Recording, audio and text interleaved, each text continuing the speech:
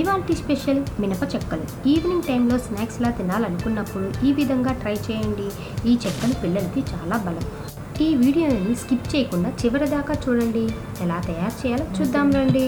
మినప చెక్కలు తయారు చేయడం కోసం గుండు మినపప్పుని ఓవర్ నైట్ నానబెట్టుకోవాలి. దీన్ని శుభ్రంగా వాష్ చేసుకొని వాటర్ లేకుండా ఒక స్ట్రైనర్లో స్ట్రైన్ అవుట్ చేసుకోవాలి. ఇప్పుడు వీటిని మిక్సీ జార్లో వేసుకొని కొంచెం లైట్గా గ్రైండ్ చేసుకోవాలి. ఇందులో 1/2 టేబుల్ స్పూన్ జీలకర్ర, పచ్చిమిరపకాయలు, టేస్ట్కి తగ్గట్టు సాల్ట్ వేసుకొని ఈ విధంగా బరకగా గ్రైండ్ చేసుకోవాలి.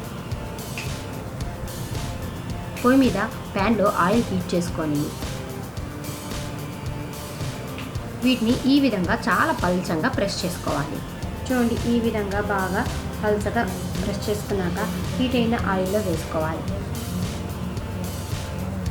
ఇవి బాగా గోల్డ్ కలర్కి వచ్చేటట్టుగా ఫ్రై చేసుకోవాలి. చూడండి, ఇటు సైడ్ అంతా బాగా గోల్డ్ కలర్కి వచ్చేసింది. ఇప్పుడు వీటిని టర్న్ చేసుకొని ఇటు సైడ్ కూడా బాగా ఫ్రై చేసుకోవాలి. చూడండి, అన్ని వైపులా గోల్డ్ కలర్కి వచ్చేసినాయి. ఇప్పుడు వీటిని సర్వింగ్ బౌల్లో తీసుకొని సర్వ్ చేసుకోవడమే.